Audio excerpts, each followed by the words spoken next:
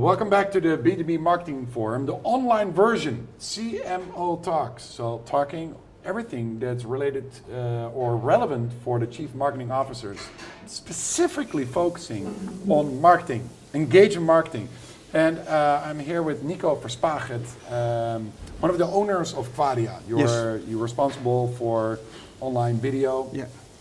And if we talk about engagement marketing, then you're thinking about a conversation like this. Maybe in an online media world, what is the relationship? What's the role of video that plays a role in the engagement marketing? Well, engaging for me means some kind of social media combination. And what you see is that social media and online video empower each other.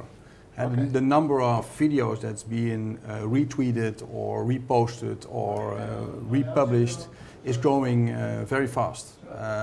So we think that by the end of this year, every month, nearly 1 million videos will be shared over social media.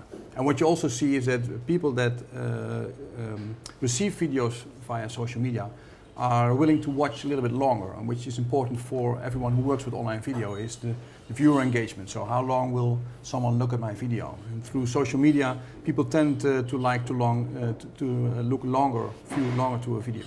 Yeah. And what is important to realize, because video is a one-way communication, or do people respond to it? What's your experience in that field? It's on television, it's one-way communication, but since you're on the internet, you should certainly use all the interactive tools that internet has. So from generating sales leads by getting people from your video straight into your web shop, or communicating things, or during a live webcast, let people be able to send questions to you or send polls so they can tell what they think about a specific topic that you want to discuss. Certainly, if you work with online video, think about interactivity, because the video is just an argument to look, and the interactivity is what you get from it. Yeah, what you do with it later on. So if I'm a global marketing director and I know that video is an important enabler, I know it's something that people would enjoy or listen to a little bit longer than any other trusted source, what would your advice be? Well, first of all, look at it as a very serious medium. I mean, the number of, the usage of online video will grow 600% in the next 3 years. Yeah. So that means that more than 2 out of 3 B2B marketeers tend to spend more money on online video the next year. So that means that you should stop now by just producing videos, put them on YouTube, and don't look at it anymore because you're running into another project. But really think about what you want to achieve with online video. Is it about lead generation? Is it about cost reduction? Is it about getting people to learn more from each other, or help your partners with their business?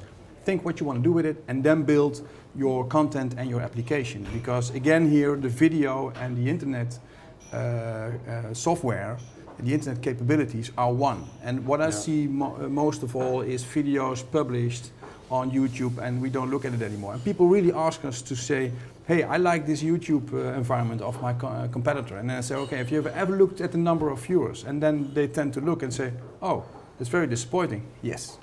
And just, I mean, it's not done when the video is produced. Then the work starts. And then you have to make sure that you get viewers and that you get interaction. How long have you been active in this field of in the video world? Well, with my former, before I started Quadia, about 4 years, and now 8 years with Quadia. 8 years? Yeah, so about 10, 12 years. What is the #1 mistake that you see making these CMOs making if they want to use video as a critical part of their set of tools to use within engagement marketing? What is the #1 mistake is, well, I would say just think as video as we're going to produce a video and not think about what you want to do with it. Basically that's, and look at it from, okay, we can do it cheap because there are cheap cameras and my neighbor can do it. But it's not about cheap, it's about what it will bring to you. And sometimes you have to invest more because it will bring you lots of more leads or lots of more cost reduction. Like we do lots of internal communications solutions with large companies that don't want to have people traveling around all over Europe, but they do a live broadcast like this for all their employees and get them engaged with what the company is going to do in the next 3 to 5 months. Can you share with me a funny example? Something that is just too funny. Is that there's a company that used it in such a strange way. Well, yeah, there are of course funny examples. One of the latest I've seen is, and I've written about it in the blog also, is a funeral insurer that puts a very sad video on YouTube and thinks, okay, now I'm going to run into the next project. Don't look at it anymore. And what happens is that YouTube says, okay, I have a nice related video, which is your employee party. Oh. And I will put it next to it.